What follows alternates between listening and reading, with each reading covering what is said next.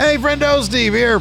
And Larson. And welcome back to Going in Raw, the only pro wrestling podcast you need to be listening to right here at youtube.com/Steve and Larson.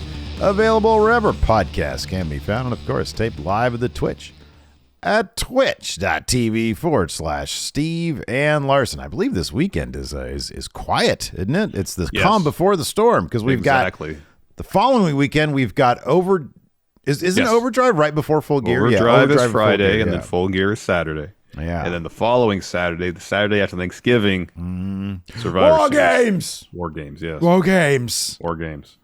What British guy are they going to get to yell War Games? Charlie Dempsey. They should bring the Gameskeeper in. Oh, that's good, too. Well, just have Drew do it. No, you're right. You're right. I mean, 1,000 times. Yeah, Bailey Matthews. Charlie Dempsey. Charlie Dempsey. It's my father. He used to say War Games. So, yeah, that's going on in this. Puts his hands up. Yeah. And he's picking his teeth with his tongue. On this episode of Going in Raw, we've got an AEW Rampage recap. Man, how about that Shibata Orange Cassidy match? That was good stuff. Yeah, that was good stuff. We've also got a WWE Smackdown recap. Of course, the game himself, Triple H, Paul Levesque, is going to be zooming in at the end of the show to be previewing tonight's WWE Raw. Very exciting. Very Can I interject exciting. here for a second? Yeah, of course. That was your show too, buddy. So I'm here on WWE.com. Yeah, right. /shows /Raw. That's the place to be. That's the place to be. That's where the Raw preview is. Now that Twitter's not... Wait, what? There's no Raw preview right now. There's no Raw... There's no Raw preview. Dude, we're going to get the exclusive You from think so? Paul Levesque. He's scheduled to zoom in. All right.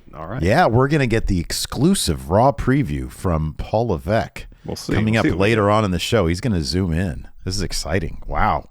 He's putting it here first at Going in Raw? I guess so, unless someone at Digital didn't get the memo about putting it up this morning. Ooh, they need to be careful with that. Paul's not going to be happy. Also on this episode, Braun Strowman, once again, blasting indie wrestling. Find out what he said and the hot heat reaction to it amongst the wrestling elite. Not the actual elite. I'm saying wrestlers. No, they didn't comment on it. Wrestlers on Twitter. Yeah. We got an update on Logan Paul being injured at Crown Jewel after that amazing performance. Mm-hmm. But first, let's talk about this. WWE sounds like they might have an idea. You should ask Paul about this. Might actually finally have plans after like 1,000 days of this dude being champion, and over a year. No, he won the double championship at Mania this year. So still coming up on a year. 7 months, double champ. I guess. Yeah, as double champ. Roman Reigns. WWE might have an idea who's going to beat him. Larson, what's this? We've generally assumed that Cody would eventually be the one to eventually dethrone Roman Reigns, undisputed Universal Champion. But it didn't seem like a shoe-in. The whole reason for him coming back was to win the title. The story was there. But again, this is back when Vince was still in charge. Yeah. You didn't know what Vince's whims were going to be at any particular moment. He might try to book someone, I don't know, The Miz to be champ again for all we know. Dom Mysterio. Yeah, Dom Mysterio to be the one dethroned Roman Reigns. But even with Triple H taking over creative, it didn't seem like Cody was going to be a shoo-in by any stretch of the imagination. So WrestleVotes recently told Give Me Sport that the game now seemingly has an idea, might have a plan, a very good plan of who will be the person to defeat the head of the table for both those titles. This is what WrestleVotes had to say to Give Me Sport. Quote, they have an idea of who is going to beat Roman. I don't know specifically if it's Cody.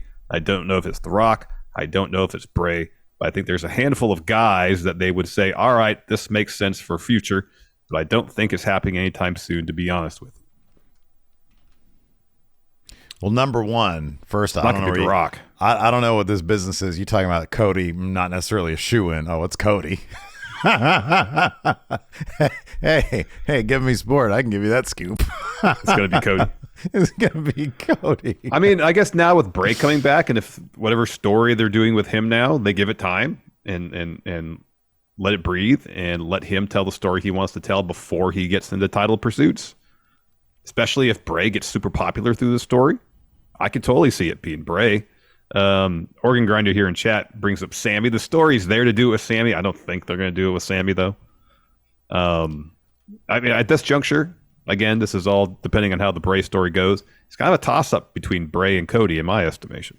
Yeah, I don't even think it's close. It's Cody. His return is gonna be just number one, perfectly timed, because they're gonna want to do this within the next year. I mean, his return, but I'm talking about the title change. Mm-hmm. They're gonna want to do that on like a huge deal, whether it's night 2 of Mania or whatever. But yeah, no, I don't see. I mean, look, Bray is great, but Bray's the kind of guy who he could be as popular as you want. He doesn't. They should have learned their lesson, and I think there's been reports that they're not gonna do Bray Roman soon. Mm-hmm. Doesn't mean they won't do it 6 months from now, mm-hmm. but Bray doesn't need, his story seems completely and totally divorced from title pursuits, and it should be. He's he's like literally feuding with himself right now in a mask. Yeah. Or his brother. But what if Uncle Howdy is actually the one that beats Roman? And then you'd have Bray feud with Uncle Howdy. Can we just for a second please pause and imagine that, like, Bo Dallas in Uncle Howdy mask showing up on Good Morning America. Good Morning America with both titles. I know. You know, man. Oh, who's even on Good? Al Roker. That's the Today Show, isn't it? Fucking okay, fine. He's on the Today Show. That I don't know who's on Good Morning America anymore. Al Roker. We know you piece of trash under that weatherman mask. He's got both. That'd be a man. It's like lips. You just see his lips underneath the little mask thing. I know. They have to light the studio all different. That would be. He shows up to boxing match. He's sitting ringside at a UFC show. Yeah, exactly. Turned towards camera.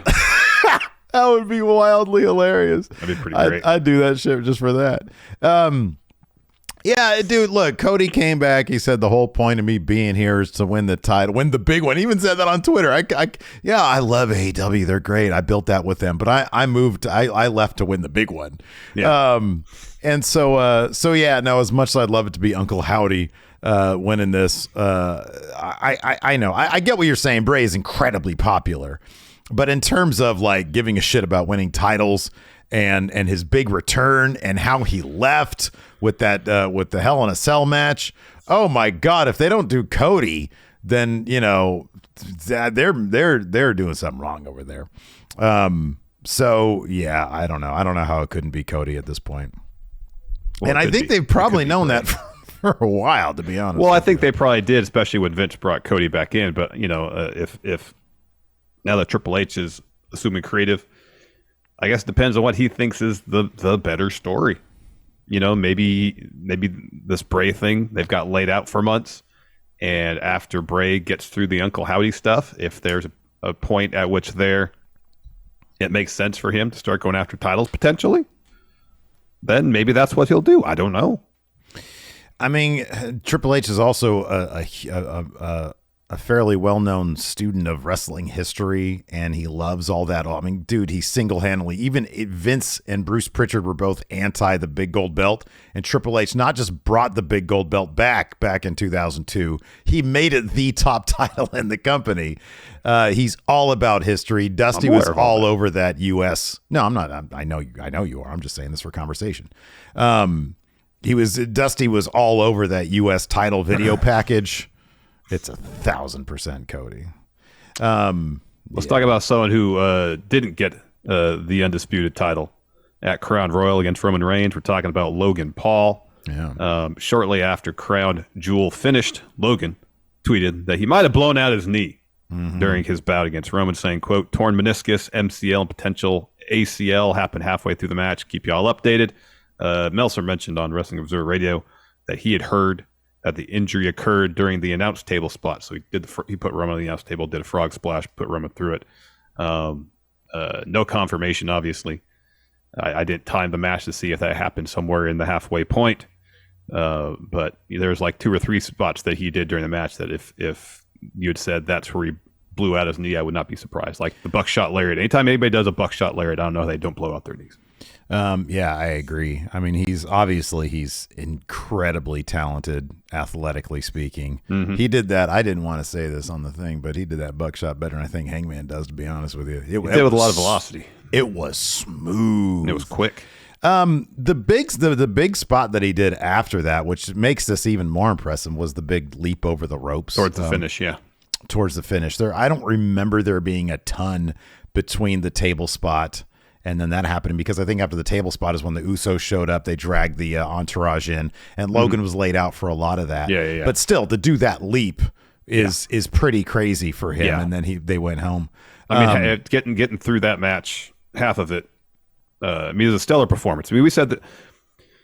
I know we got some grief in the comments for our take on the Saudi Arabia shows, Larson. We got to stop with those because they always get us in trouble. Well, here's the thing. Our issues with the match had nothing. We even said, hats off to Roman and Logan for putting on a hell of a performance. It was with the creative behind the match, the story being told in the match. And I thought about this some more. Oh, you're digging. No, that's fine. Buddy. I'll talk about it. I mean, it's my opinion. That's how I felt. If people have a different opinion, that's fine. Oh, no. You know what? In hindsight, if this is the match they would have put on, instead of doing the it takes one lucky punch thing, what if Logan just said, "Hey, Roman, you might not understand this. Like I'm a legit phenom at this. I've had 2 matches so far, and I'm operating at a whole other level compared to a lot of people who even started wrestling. All right, and I'm going to prove that to you. You might underestimate me, but I'm going to prove to you that I belong in this ring." That story would have made a lot more sense. Yeah, and the setup. And then if this match happened, I'd be like, "Oh, okay, cool." Yeah. No, you and I tend to. How am I going to put this? Because here's the thing. No argument we made against what went down in that match couldn't be countered with, well, it's pro wrestling. Jay Leno was written to, but the bottom line is I'm not a huge fan of that. And I sort of expanded on that a bit in my Wrestle Juice review, because I thought about it after the fact too. And I'm like, my God, everybody is just going crazy about this match. Maybe we didn't expand more upon the actual performance aspect of the match, which was phenomenal. Like, I do think that we sort of short-shrifted it in our review about just how great the actual performance of Logan Paul was in that match. Because I think, I don't know, I always get bugged when people like, Jake Paul shows up and he takes out both the Usos. But we see that in pro wrestling all the time. And we saw Jay Leno take on Hulk Hogan, and they tried to make that believable. But it was like, oh, my God, are you serious? That wasn't believable either. But like, people come out of the woodwork all the time, and the Giant showed up and he beat Hulk Hogan in his first match. But then again, we didn't know anything about the Giant. Like my thing about Logan Paul was like his main background is social media. But that's not to say it's wrestling. It's like people can show up and be amazing from the outset. That happens all the time. So we caught some flack, I think, because we were focusing on kind of the thing that a lot of people were not focusing on, which was the performance of the match. And the actual performance of the match was stellar. It really was. Yeah, it was fantastic. I mean, we did mention that both performances were fantastic, that Roman helped make Logan look like $1 million. But we did that for about 3 minutes, and then we went for 20 minutes. Otherwise 20 minutes complaining about the creative aspect, Yeah, right. But I mean, you might be right in that maybe we didn't do enough to delineate, hey, this is the part that we didn't necessarily appreciate, the creative aspect versus the performance. Maybe we didn't expound upon how much we actually enjoyed the performance, but regardless, anyways, and really, this last I'll say about it, it's a situation where you have Roman, who's the self-proclaimed GOAT. He's champion. He's been champ for almost 800 days. Now, if this same thing had happened, like when Logan has a match against The Miz, I know The Miz is a former world champion, but he's never been as powered up as Roman is now. Sure, yeah. So when Logan had a really, really good performance against The Miz, I didn't really take much quibble with it, or didn't quibble with it much, because The Miz ain't Roman Reigns. Yeah. Roman's your top guy. And I know he rarely wins matches without interference, without some overbooking. I get that. At the same time, though, Roman's your top guy. Yeah. He's the final boss. Yeah. And it for me, it's just a bit much to think, okay, Logan, given the story they pitched to us in advance, would be able to not just kind of stand toe-to-toe with Roman, but for large stretches of the match, dominate the bout. Now, again, if it's a situation where Logan says, hey, you're going to underestimate me, but I'm going to surprise the hell out of you. Yeah. That's something else. That's not the story they went to the match with. So yeah, I don't want to necessarily revisit it, but I do feel like people tend to overlook the fact that his story, the build, was kind of an afterthought because of how good the Bloodline stuff was. Mm-hmm. And yeah, like you and I are story guys, and if the build had been different and better, then I think I would have been like much more into that match. Yeah. But anyways, yeah, we're getting in trouble again, dude. Let's talk about this. We're just stating our opinion. I'm just hey man, some commenter the other day said I didn't have enough edge to me, that I was replaceable. Somebody also said that you look like you're bricked up. YouTube comments are weird. Like, I'm like, at what point of the show does he look like he's erect? I don't know. Like, can we try to figure that one out? Anyways, because I've known you for 30 years. I don't know what your face looks like when you have an erection. I don't know. So how some random YouTube commenter would know, unless it's your wife. Don't know. She's got a burner account. She's like, oh, my husband looks bricked up. I know that face anywhere. Anyways, let's talk about this. Talk about somebody who's getting. No, that doesn't work there. Braun Strowman putting his foot in his mouth. I went JD there. Yes. Braun Strowman putting his foot in his mouth. Following, of course, a generally well-received bout against EMOTES at Crown Jewel. Braun Strowman got on Twitter, bad move, to put indie high flyers on blast. He tweeted this. Holy hell, Amos, can you believe we got 47 stars? And reminded the people that no one cares about all these floppy floppers. Giants and monsters better than flippy flipper bag your groceries at Kroger. Hashtag airport test. Hashtag size of the prize. Hashtag swole is the goal. Understandably, Braun got a lot of shit for this particular. And predictably. Very predictably. Braun got a lot of flack for this take, with Mustafa Ali getting in a back and forth with a monster of all monsters. Ali responded to Braun's tweet saying, "Can you teach me how to get fired?" Woo! Woo! Braun retorted, "Don't you work at catering now?" And Ali fired back, "Was definitely in the kitchen cooking you." Woo! After other wrestlers, such as William Ospreay and Christopher Jericho, sounded off on Braun's tweet, Strowman took to Twitter to walk back his original comment, saying, Yo, all my brothers and sisters in the locker room. No matter where you came from, I have mad respect. We have all worked very hard to be where we are, and all are here for a reason. Take a joke, IWC. Y'all come at me nonstop. The second I fire back, y'all melt. Hands. I do feel like at this point, Braun was just kind of trolling people with this, man. Yeah, I don't think he. I mean, he probably does feel it's like Sid. You know, he said that he used to say the same thing. Like there was that shoot interview where he was like hesitant to job to Benoit. Yeah, because he was so much smaller than him. Yeah, and he was like, yeah, big men. That's what draws money. I mean, that's the philosophy people think. I mean, we've always said in the show that we like our variety in wrestling. Yeah, absolutely. You know, I thought Amos versus Braun was a lot of fun. Yeah. Same time, I like the high flying matches too. Yeah, they're cool, man. They're fun. If you're telling a good story that I can get invested in, you know, whether you're doing high flying stuff or it's just two huge guys punching the shit out of each other, doesn't matter if the story's good. I couldn't think of two more different styles and personalities than Orange Cassidy and Shibata, but they totally melded that stuff into like a perfect match on Friday also. But yeah, I don't know, man. Braun's out there making a ton of money. He's just trolling people, and of course everybody bites on it. So yeah. He's keeping it interesting. This shit cracked me up, the fact that he tagged Kroger. He said, "Flippy flipper, bag your groceries at Kroger."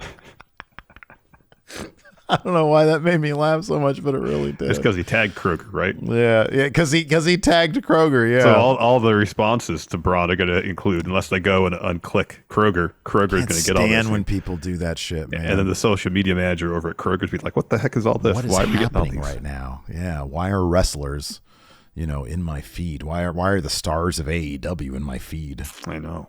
Yeah, absolutely. So anyways, yeah, you can't take a joke. Anyways, hey Larson. Yeah, Steve? Tell me everything you know about microdosing. Microdosing. Wow. Yeah. I mean, I know of it. I've heard, that people have used microdosing to feel and perform better, but I can't really say I have a whole lot of experience with it myself. All right. Well, listen, man, you should check out the sponsor of today's show, Microdose Gummies. See, I know you've talked about this before. You're kind of an anxious guy sometimes, and I know you've had trouble sleeping. And Microdose Gummies offers entry-level doses of THC that help you sleep better, feel more relaxed, or just feel the right amount of good. You know, dude, I like to juggle a lot of different things between what we do here at the show, Going In Raw, Friendo Club TV, and of course my own channel, Wrestle Juice. And if any of it ever feels like overwhelming, I use Microdose Gummies to mellow out, to focus, and get the creative juices flowing. If I've had a long day and I just need to decompress a bit, Microdose Gummies can help with that too.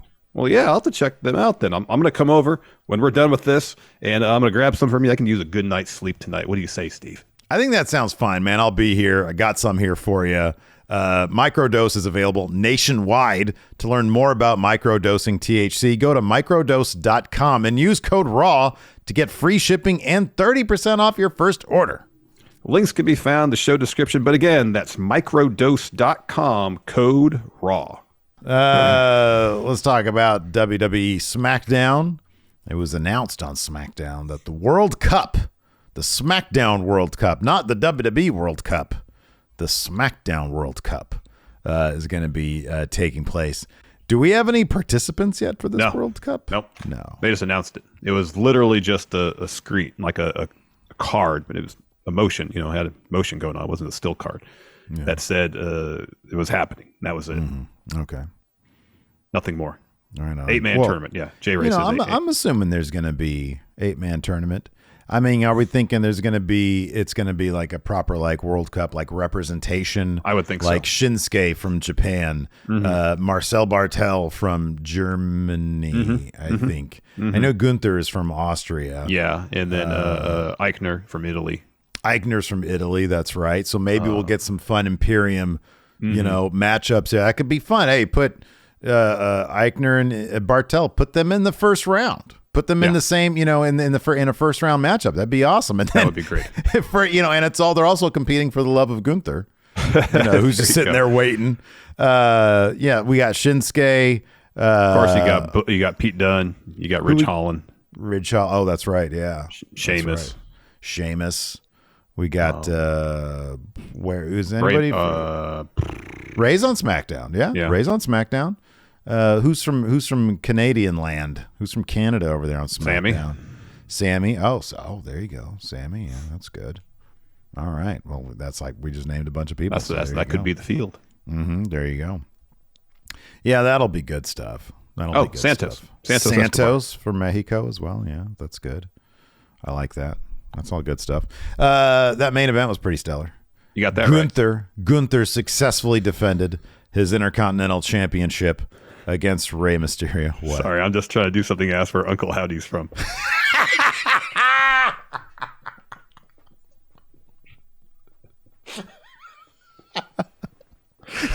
God damn. Can somebody please Photoshop Uncle Howdy at ringside at a UFC thing with both the titles? Please, that'd be great. Oh my gosh. Out there throwing out the first pitch of a baseball game or something like that. Can 2K please put has anybody made Uncle Howdy in 2K? Oh, they need to do that shit. That would be spectacular. Drew from Scotland. There you go. Yeah. There you go. Uncle J-Ray says Uncle Howdy's from Denny's. Oh my gosh. Some of the shit that Bo Dallas has said in the past, like he's from, like another planet or something, like the lizard people planet or some shit. So anyways, I thought I'm looking at this SmackDown rundown here. Usos, Rey Mysterio. Yeah, it was cool. I like that they're advancing the Shayna Baszler, Ronda Rousey stuff. Yeah, that's pretty cool. She did break Natalia's nose. Yeah, I know. I saw the picture of Natalia there in the hospital there. It's getting all fixed up. Mm-hmm. And then I don't know. We'll just go ahead and dive into it. Well, one thing, sorry, I'll interject here real quick. One thing I liked about SmackDown was it did help a whole lot as far as determining picks for a couple matches for Crown Jewel. But I like that apart from the Bloodline stuff, like SmackDown kind of existed outside of the storylines for Crown Jewel. Yeah, it wasn't just like, just all hammering set up home and recaps crown and stuff jewel. like that. Yeah, exactly. That's a really good point. Yeah, absolutely. But it actually gives us more to talk about, because if it was just all set up for crown jewel, it'd be like, well, and this happened at crown jewel, and this happened, and this happened. I don't know. It feels like there's actually stuff to talk about here rather than just rehashing crown jewel stuff. That's a good point. I appreciate that. Triple H really does seem to try at least to sort of make TV matter a bit more than Vince McMahon did. So anyways, it opened up with Liv Morgan versus Sonya Deville. Of course, this feud being used to further Liv Morgan as this new extreme version of Liv Morgan. And this match right here sort of kept that thread going. This was no disqualification between these two, so they were using tables and chairs and stuff. And I thought the finish here, where Liv hit a code breaker and then her finish, Oblivion, on the pile of chairs that I think Sonya Deville had set up, was a really strong finish to this match. Yeah, I thought it was a really, really, really good match. That power bomb on the pile of chairs for Liv was pretty harsh. Yeah, that was harsh. Stuff. It was a solid bout, and the storyline they were doing with Liv, that was always kind of the thing. The issue when they were trying to build Liv up as a championship contender was she's put in a ton of work in terms of improving in the ring. Just it never seemed like, well, what's your character? Yeah. And now after she's had the title run, she dropped the belt to Ronda. Now they're really focusing on building her character up, and I think she's doing a fantastic job with it. Oh, they're giving her something to work with, and she's really embracing it. And it's I imagine that's what most of those wrestlers want. It's just give me something to work with so that an opportunity. Yeah. Yeah, absolutely. After that, we had an Emma interview talking about her return last week against Ronda Rousey. She says, it's been 5 years since I've been in WWE, and I wasn't sure it was a day that was going to come. She said, I had something to prove when I answered Ronda's challenge. And then Xia Li steps up. We haven't seen her in a little while. She's only been on SmackDown, I think twice since Triple H took over. She says, I watched you lose. The only thing you prove is that you're weak. And then Emma says, all right, number one, that was Ronda Rousey. And number two, whoop-ha. She forearmed Xia Li. So it's cool. We're going to get a feud now between Emma and Xia Li, because Xia Li is really fantastic, man. All the packaging, and she's a really terrific wrestler. I've sort of missed her on TV, so I was really happy to see her make Hopefully they bring back the lightning from her entrance. That was that was money. That stuff was great. Yeah, that was great. That was great stuff. It's the Emperor Ultimate Power. Yeah, no. Yeah, had all that stuff. Hand lightning coming out. Right. Then we had 2 video packages, Logan Paul, Roman Reigns one. Then we had a Viking Raiders one with Sarah Logan again. Then we had Ricochet taking on LA Knight. Yeah. What about, Steve? You want to take care of this promo? Oh, LA Knight's got a promo. Let me talk to you. You got to be kidding me, because right now I'm a mega star is walking down this aisle. Yeah, that means this incel and that incel right there want to get on the gravy train right now. A couple weeks ago, the ring announcer couldn't even get my hometown right. Yeah, I get it. What she was feeling was the Kavorka of LA Knight. But the intro tonight still wasn't good enough for the megastar. Didn't get me bricked up. No. Ricochet takes me out with a suicide dive. Oh, that's part of the notes of the match. Yeah. Yeah. Dummy. Yeah. Yeah. And the match happened. Yeah, the match happened. Ricochet saw Ricochet go up to the top rope. LA Knight gets on his feet. Ricochet leaps off. Rolls up LA Knight. Knight then rolls through for a roll up of his own, then grabs tight and the second rope. Yeah. To get the win. Oh, he had Yeah. Poor Ricochet, Again, oh man, Triple H is coming to take over. He likes the in-ring guys, the big workers. Work rate guys. The work rate guys. You're going to be jobbing out to these personalities. Triple H loves LA Knight. Yeah. He loves this guy. Yeah, it's pretty great. It's going to be really interesting to see where LA Knight eventually lands in the general hierarchy of things, because I just don't see world champion there. But maybe after Gunther loses the title, maybe LA Knight Intercontinental. I don't know. That's what we said in NXT, but he got himself over in NXT. Dude, Huge. People loved him. Yeah. Huge. But maybe he's the kind of guy who you can get him over, but you don't really need a title on him. But maybe one would work. I mean, he looked really cool with that $1 million title. He did.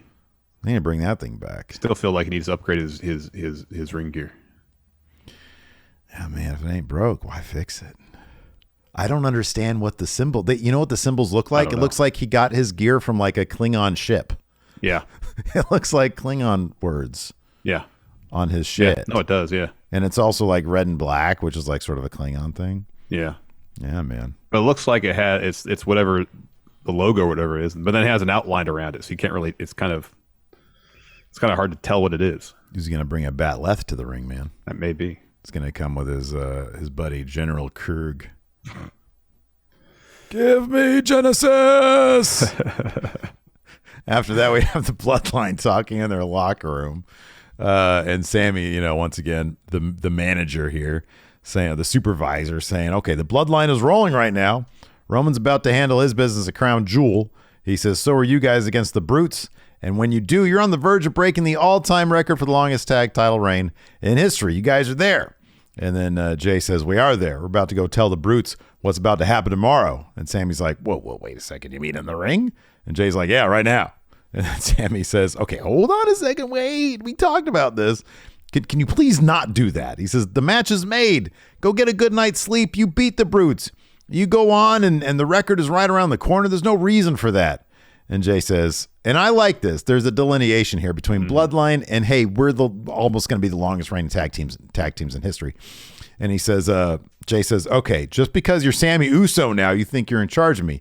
This isn't a Bloodline thing. This is an Uso thing. And we were tag champs before you, and we'll be tag champs long after you're gone, Sammy. And he tells Jimmy, let's go. And Sammy's like, Jimmy, come on. Can you not do this? Can you help me out here? And he's like, sorry, my dog. He's got a point. Mm-hmm. Yep.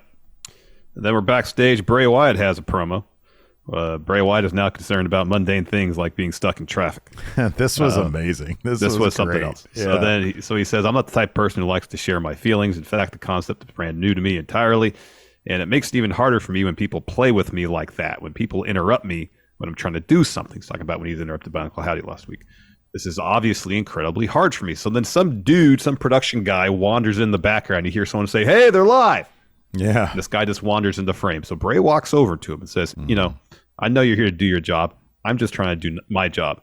You know that feeling you get, that feeling when you're in traffic, someone cuts you off right in front of your face and driving past and smiling at you. And then after that, you just fantasize about what you'd do if you had him for 30 seconds. What would you do for 30 seconds alone? I can't stand the way I'm thinking about things. I hate myself right now. You understand that? All I want to do is take your head and smash it into that concrete wall over there. I can't even handle myself. I'm a hair away, so I want you to do something. I need you to reach down from the bottom of your soul and look at me in the eyes and apologize to me. That you didn't mean to bust it. You didn't mean to come in and mess things up. Tell me you're sorry. And he's elevating, the volume of his voice during this whole thing. And dude just says, I'm really sorry. I didn't mean to. I know, man. I know. Please go away. Honestly, bro. And then while he's, while his emotions are amplifying, we get little cuts of Uncle Howdy stuff. Yeah. And various imagery. Don't you hate, man, when you at the grocery store and some old lady in front of you's writing a check out of a checkbook and she gets out a check registry and she's trying to figure out how much money she's got left for the month so she can go down to the casino. See that? No, what bugs me, though, is not the person writing the check, is when they have to put the check feeder, then that thing just collect dust for months on end. And so you try to put a check in there and they're like, okay, it's not reading. You know what? That's what takes a while. I don't care about anybody writing a check or coupons. You know what bugs me, man, is when you're at Target and they offer them the red card and the person says yes. And then they got to fill out a whole goddamn credit card application in front of you. That bugs the shit out of me. There are people behind you, man, so please reach down in your soul and say sorry, man. You should go to customer service and do that. I know. Oh, that annoys the crap out of me. I'm like, bro, you do not need another credit card. Clearly, go to Target, go there for a $5 thing. You spend $100 because there's so many great things there, man, including a Sammy Guevara AEW figure. Apparently, 5 of them. Isn't that right, Maggie? Anyways, after that, we had an Usos promo. Jay says, the Bloodline's now in your city. And Jimmy says, we're on our way to making the history. And it starts at Crown Royal. He says, we'll be the longest reigning tag champs ever.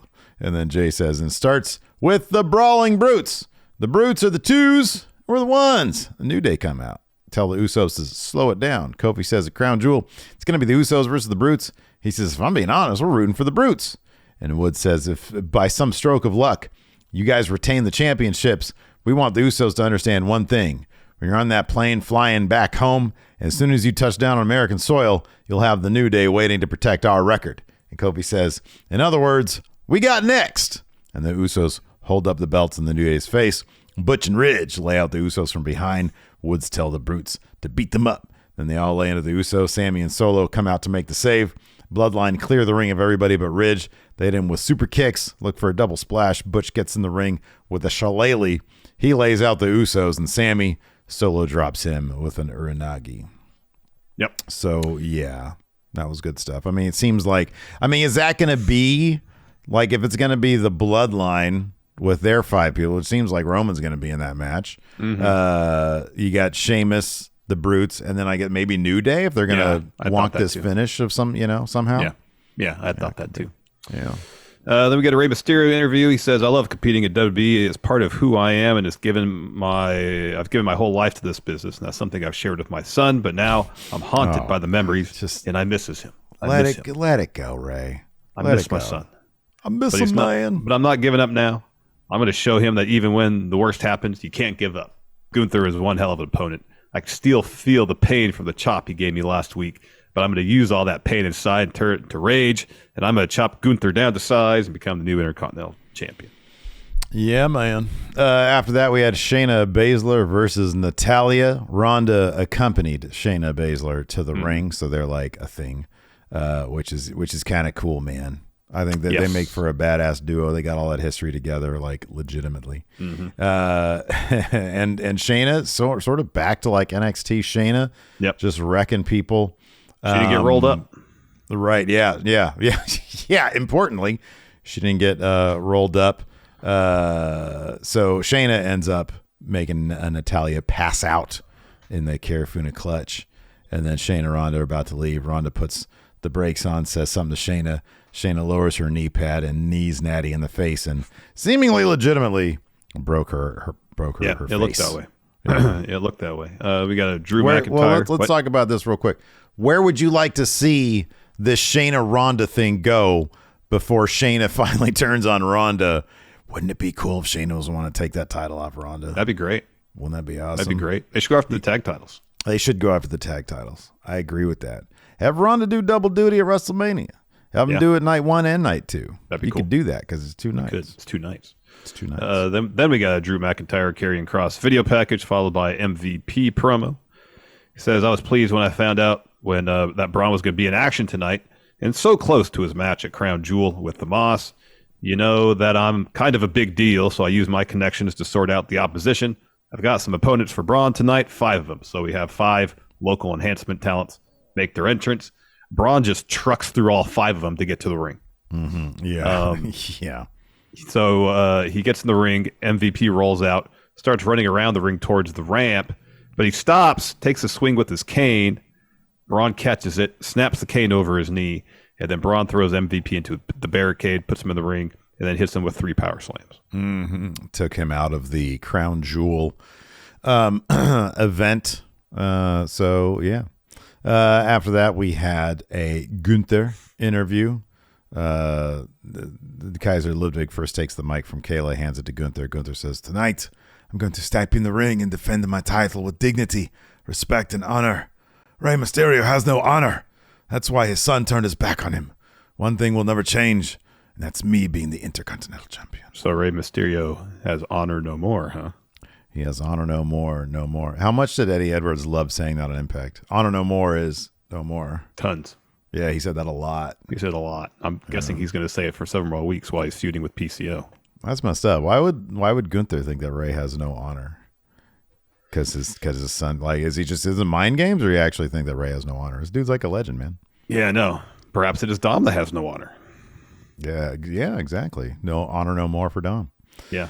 After that, they announced the SmackDown World Cup of Wrestling. 8 wrestlers compete for this World Cup of Wrestling.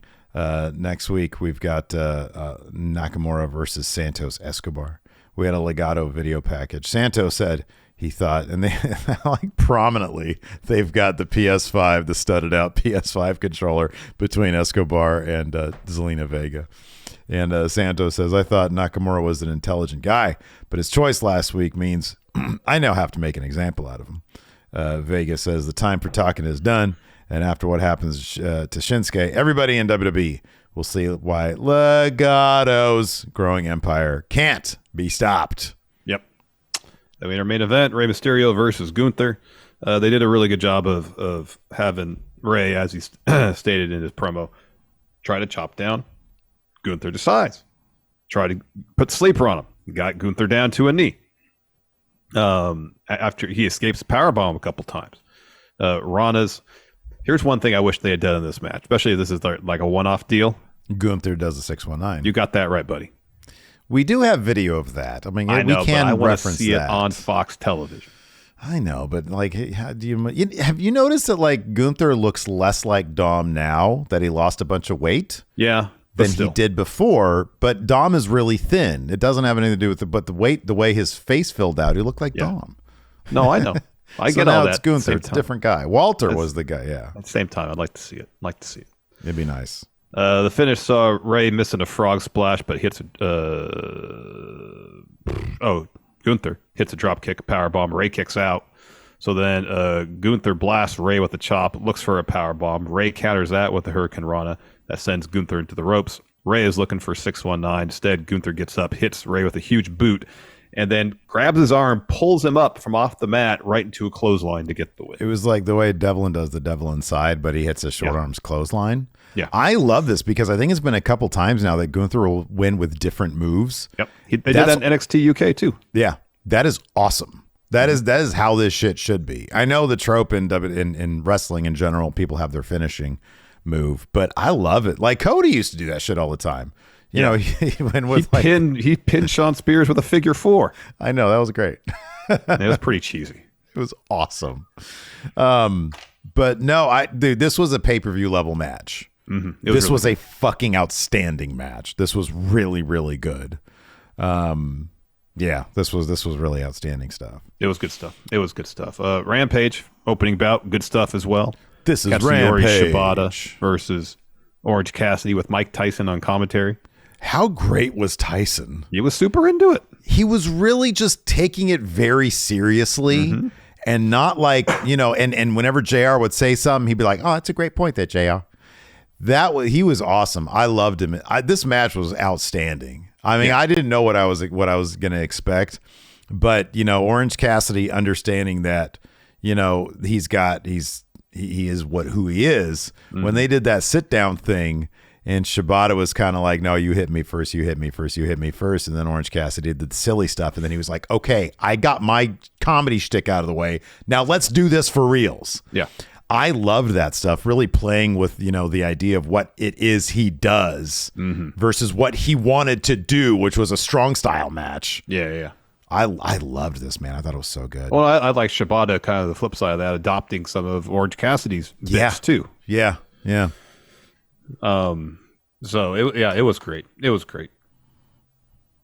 Excuse me. We got a match made for Full Gear during the show as well. We got our Ring of Jericho title bout.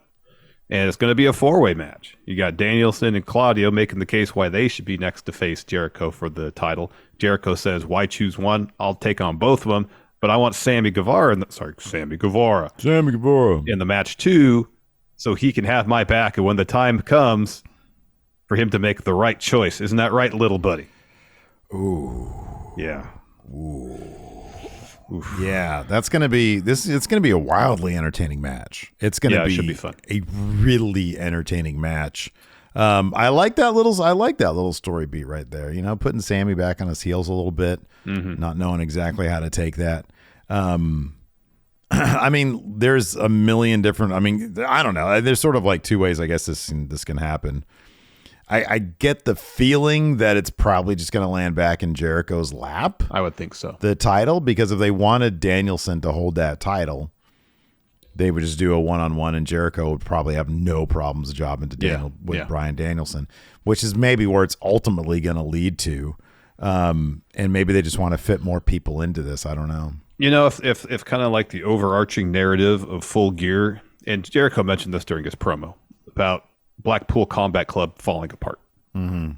Early in the show, we have this match where Jericho says Danielson and Claudio can't wait to tear each other apart. Mm-hmm, yeah. And that happens. And you have Regal, whether he's ringside for the bout or on commentary, just like, gosh, what are you doing, guys? Mm-hmm. Why are you doing this? Why are you doing this? And that just, if he ends up joining up with MJF during the main event, it's like, oh, okay. It's you're telling that story more or less all in the course of one show, so it makes sense. Yeah, right. Yeah. Yeah. But we don't know if that's happening. It would have been kind of cool if the whole like fatal 4-way thing would have been as like a suggestion of sorts from Regal to sort of foreshadow what was going to happen. Yeah. Like maybe he's like, hey, maybe if you both try to get in this match, and then challenge Jericho and one of his guys. And then they do that, and he knows full well that they're just going to rip into each other. Yeah. Further sow those seeds of chaos. Yeah, that could have been cool. But yeah, otherwise, I don't know. Oh, we got Ricky Starks back. Ricky Starks is back. And that's great. Yeah, and he's going to be in the Eliminator tournament, and we got the brackets for that Eliminator tournament, and it's totally going to be him versus All Ego Ethan Page. Ethan Page in the finals, yeah. In the final. So are the finals happening at Full Gear, or is this going to be an after Full Gear thing? Yeah, Full Gear has the finals. Okay, that makes sense. Yeah, that's going to, oh my God. Ethan Page versus Ricky Starks. That'll be good. Give it some time on an 18-match card. I know. Yeah, it's going to be a long card. You got that right, bud. Yeah. Anyways, let's dive into it. First up, we had that Orange Cassidy Katsuyori Shibata match. And yeah, like you said, there was like, Shibata was doing some of the silly Orange Cassidy stuff. Cassidy was doing, some of the strong style stuff. It all fit together so great. In the end, I don't know if I've seen a Shibata match since he's been back. Has he only had like a handful of them? I think I watched. No, I didn't watch that one. I was surprised at just how hard he goes. Yeah. Well, apparently, I was listening to a little bit of Wrestling Observer Radio, and they were saying on there that in Japan, it's kind of with kids, if you're wrestling Shibata, you do it with kids' gloves. Wow. Like his first match back against Sabre, I believe, was just a technical wrestling match. Like I remember that. I don't remember who his second match was against. I don't remember who his second match was against. That's what I saw. Okay. I don't remember who it was against. Yeah.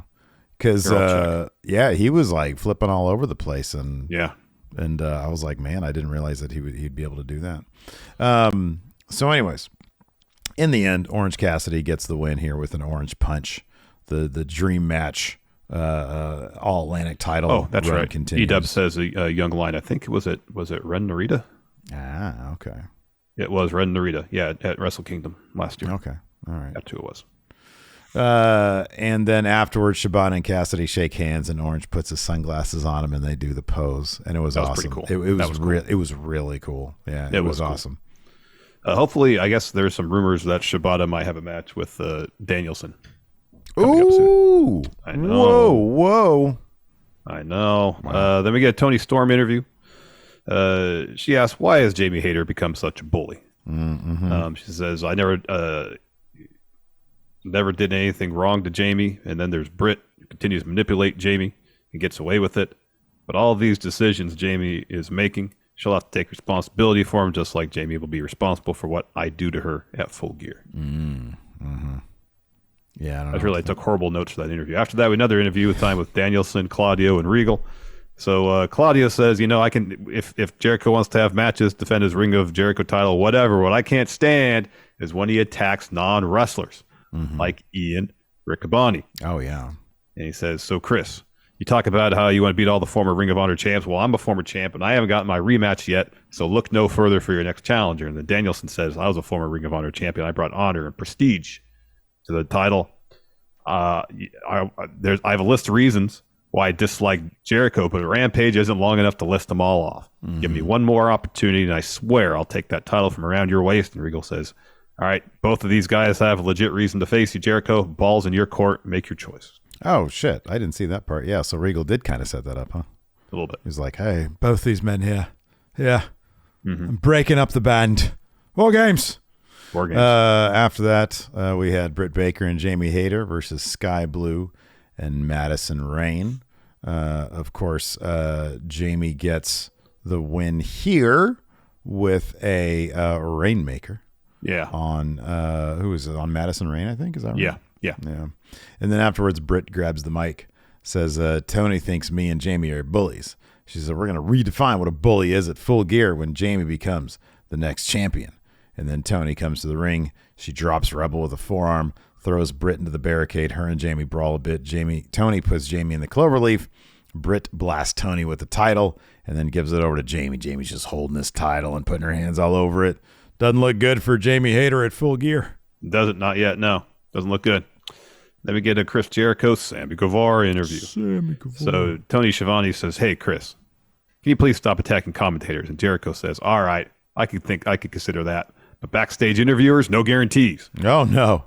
And so he responds to what Regal and Claudio and Danielson had to say. And so Jericho says, Regal, with his amazing general manager experience, is going to tell me which match to choose for my next defense. A less honorable man would say neither, but the Ocho. What if I said both?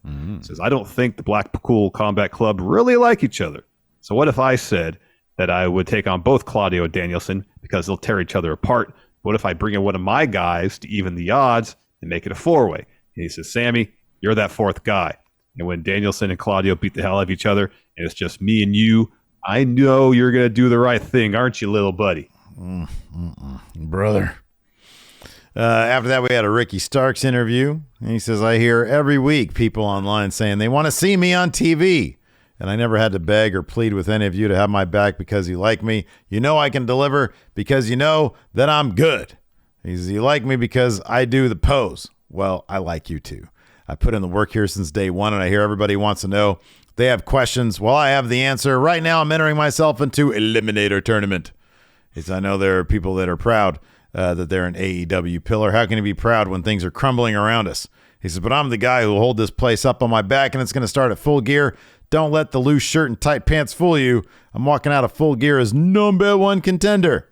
I'm going to face John Moxley. He says, Mox has poured his blood for this company 10 times over. But what happens when that blood dries up, Mox?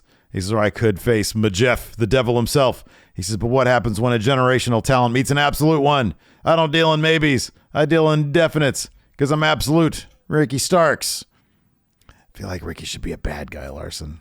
I feel like I don't like this babyface stuff. I don't mind babyface Ricky, but I get your point. It's just no. He needs to lead his own faction, not like a silly Team Taz faction. He needs to be like The Rock. I know that he gets that comparison made all the time, but it's an apt one because he's so damn talented. Yeah, he is. I'm not talking about the superficial shit. I'm saying the guy is just super talented, but man, he's got bad guy written all over him. Let the man be a bad guy, and then he'll be an even bigger baby face. You know, the thing is, though, I think he'd make a great tweener. Just let him be Ricky Starks. Well, pander to the crowd, you know. No, that's the thing, though. He'd be good. He'd be a heel that would have to be a tweener. You know what I mean? Yeah. He'd be the guy. He's like a bad guy, and he talks a lot of shit. And whenever he tells the crowd to shut up, guess what they'll do? They'll cheer him even more. Exactly. Yeah. Yeah. Just let him be himself. Then we get another Sammy Guevara interview. He says at Full Gear, he doesn't want to talk about the stuff with Jericho, really. He just says at Full Gear, the Ring of Honor title is going to stay in the Jericho Appreciation Society. But he says, I do want to talk about Bryan Danielson. He says, I took Bryan Danielson to his limit. I used to work at Subway, and I watched Bryan Danielson win the world title.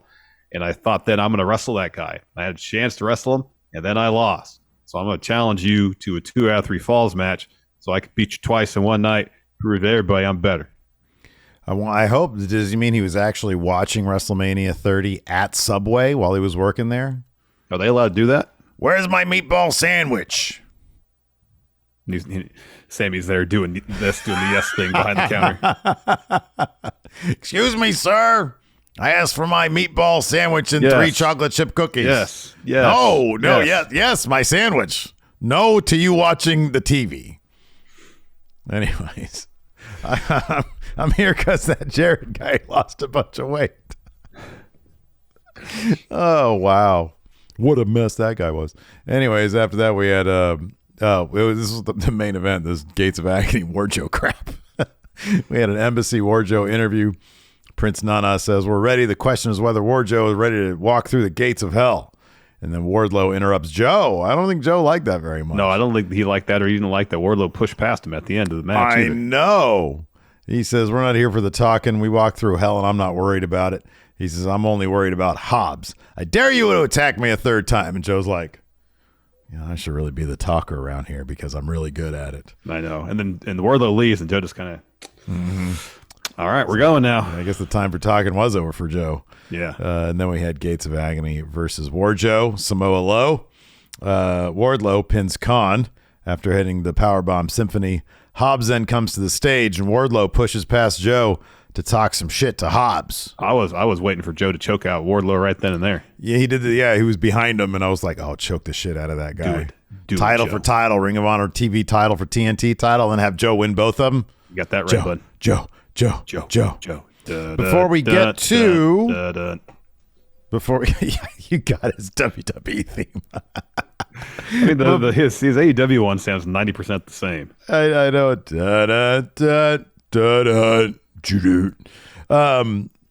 So Triple H is on his way to the Zoom, but before we get to that, we've got some questions here for SmackDown and the other thing, Rampage. Alrighty. Alex Foster here on the Patreon. By the way, if you want the show ad-free, no advertisements, in the audio realm, you can get that two ways on the Patreon at patreon.com/Stephen Larson. $5 a month gets you that, plus our bonus content. And then also by going to Supercast, what is it? Shit. What is it? Supercast.tech. Goinginraw.supercast.tech, I think is what it is. That sounds about right. Sounds like that's right. Here, hold on a second. I'll get you the exact thing. All right. First up from Alex Foster. Rey Mysterio decides to get back at Dom by spending time with Gunther. What father-son activities should they partake in to make Dom jealous? So I've seen a lot of like social media pictures of Rey Mysterio like partying with his kids. So go out and party. Go out the night on the town. That's good. Goinginraw.supercast.tech. Goinginraw.supercast.tech. Oh, okay. So it's Going Raw. Okay, cool. So that's how you can get it ad-free as well if you want the ad-free audio. Yes. Blake Whitehouse says, what does SmackDown need to improve to get you to review it before Monday? It needs to be must-watch, like absolute must-watch TV every week. I'm going to say nothing because I enjoy my Fridays. I really like my Saturdays, and I really like my Sundays. If it was like, how about this? We'll do this. If SmackDown gets to 4 million total viewership, we'll like talk about it. It'll be a conversation. But for that to happen, I think there's got to be must-watch TV. Like everybody stays home Friday night to watch SmackDown. And I'd need something in return, like my Wednesday nights back. Oh wow! Yeah, be one night a week. Friday party time. I guess so. No. It's if it did really, really well and the demand was really there. Yeah. But yeah, otherwise I'm not going to do it. Organ Grinder here says in chat, who is your favorite in-ring performer of the three? Pat McAfee, Bad Bunny, or Logan Paul? It's Logan Paul. Yeah, it's Logan Paul. Yeah. Let's see here. Yellow Flash. Will Shayna stab Ronda in the back? It's going to be a while. Yeah. Do you think that could be a Mania match, or do you think it's going to go long? I think it's going to go past Mania. It's possible. Depends. Part of it, I guess, depends on how much Ronda wants to wrestle. What if Shayna won the Rumble and then was like the thumbs up, thumbs down thing? That'd be pretty cool. Where Ronda was like, "Hey, you should go challenge the Raw champion," and Shayna's like, "I'm gonna challenge you. I know you better than anybody." Yeah, that's good. Nikyle says, "Who should beat Gunther?" Nobody. They could do like a cool story. Like, what if it's Marcel Bartel? Sorry, Ludwig Kaiser. What if they do like a cool like Imperium thing where that's how they break up? Yeah, maybe. I like Imperium. I like they've gone away from like the red stuff. Now they're all like black and gray gear. I like that.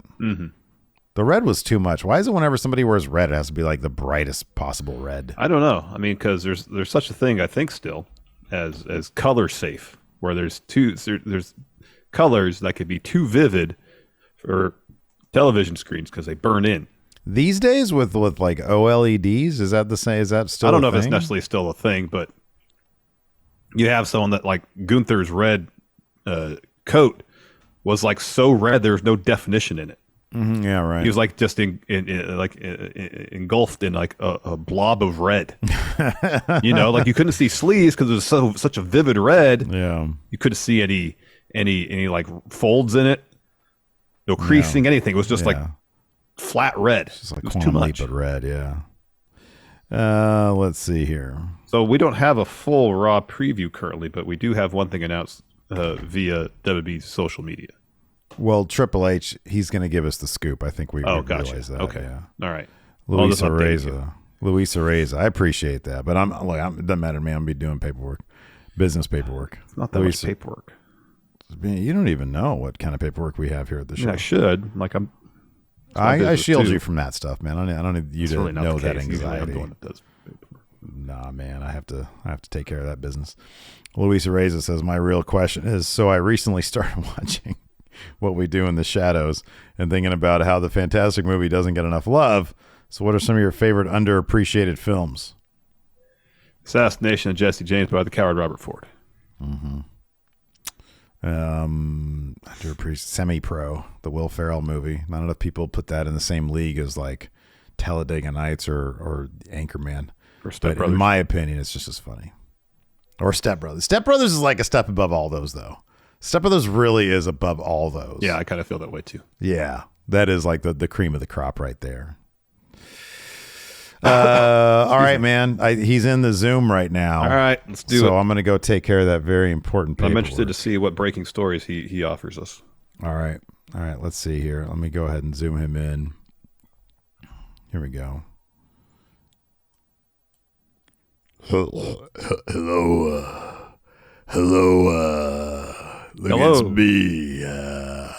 It's Uncle Howdy. You sound like Triple H, Uncle Howdy. No, it's Uncle Howdy. Listen. Is it Uncle H? Listen, don't interrupt me. Don't interrupt Uncle Howdy. I'm a spooky character, like I'm representative, I think, of you being trash when you think you're good. Let me ask you something, Steve. Uncle Howdy wants to know if you're good or if you're trash. What do you think you are? Well, I'd like to think I'm... Don't interrupt me because I'm asking this question for a reason. Because if you think you're good, you're wrong. You're a big piece of trash. Okay. All right. Uncle Howdy, do you have a Raw preview for us tonight? I got a Raw preview for that. Guess what? It's just me. Look, I was listening to you guys' show, and like I was laughing about the Uncle Howdy stuff. I've totally changed my mind, by the way. He's going to be the WWE champion now. Oh, that's great news. Huge scoop for you guys there. Great going news. into Raw. Great news. Don't interrupt me, but I'm glad that you guys brought that up because it's a great idea. Thank you.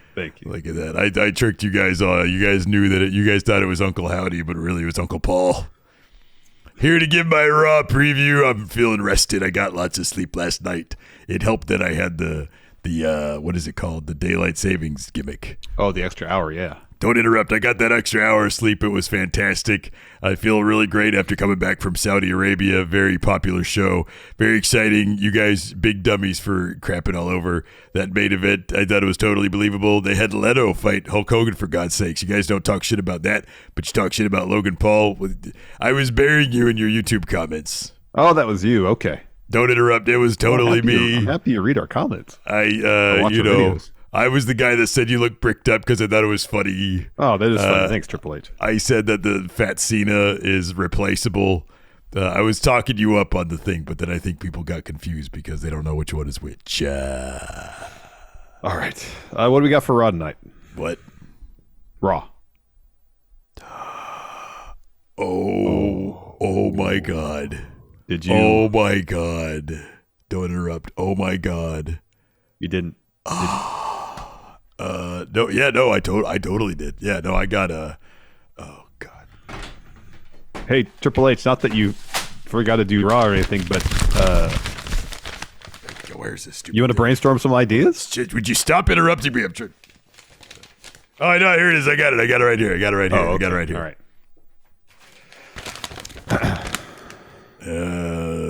two superstars will face battle tonight against each other on Monday Night Raw. Which two? You find out tonight. It's at 8 p.m. Pacific, 7 p.m. Central. 5 p.m. Eastern. Well, no, it's 8 Eastern. 8 Eastern. 5 p.m. 5 p.m. our time. Can you give us any hints which two superstars My are time. Yeah, your time. It's yes, I can. I'll give you two. Yes, it's two people on Monday Night Raw.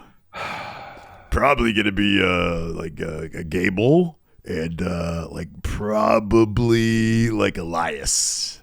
Okay, that makes sense. Seems like that's probably gonna be the thing. That would make sense. Yeah. Gotta write that down here. Although we just saw that a couple weeks ago. I thought you weren't that keen on rematches. Don't interrupt. I know you're trying to make me look bad. No, I'm just saying. Because I fooled you about the Uncle Howdy stuff, didn't I? No, I knew it was you the whole time. And then also the Bloodline. Oh, they're gonna be on the show. More intrigue. Oh, perhaps Crown Royal recap, maybe, is what we're going to have definitely on the show tonight. Yeah, look, it's a packed show. It's going to be great. It's going to be fantastic. Look at this. Hey, look. Oh, I'm Uncle Howdy again. Look at this shit. All right, I got to go. I can't do this stuff anymore. All right, later, Uncle H. I'm not already gone. So, how did it go this time? It went fine. No preview, really. He said two competitors were going to do battle. That's all he said. Which ones? Didn't say. Well, he said Gable. He said Gable and Elias, and I was like, okay, that could totally happen. But they had a match 2 weeks ago, and I didn't think you were into the rematches anymore. Oh, and then he just said, "Oh, I'm Uncle Howdy again." Then he left. Okay. I'm sorry. He's Uncle Howdy. Well, Triple H is Uncle Howdy. He tried to trick me early. Trying to talk like Uncle Howdy. He put the Uncle Howdy picture on his avatar thing for Zoom. Are you trolling me? No, it's Triple. Watch You're the show trolling back. me right now. Watch There's the show no way back when he we're did done. that. Really? Yeah, he did. Yeah. That's crazy. Wow. But I called him Uncle H. Oh, that's cute. Did he respond to that? How does he always respond? Don't interrupt me. Yeah. Okay. Even when he asks a question, leaves a pause for an answer. He says, dude, I'll be honest with you. It sounds like it went all right. It did go all right. I didn't get yelled at once. Was it because he's got more sleep because of the I think so. daylight savings? Okay, that makes sense. I think so. Okay. All right. That's cool. Oh, what? The Twitch chat saying an advertisement came on when the Triple H call happened. Oh, that's a bummer. God damn it. We're moving back to YouTube. Anyways, yeah, that's going to do it for us today. Thanks, everybody, for tuning in. We appreciate it. And until next time, we'll talk to you later. Goodbye.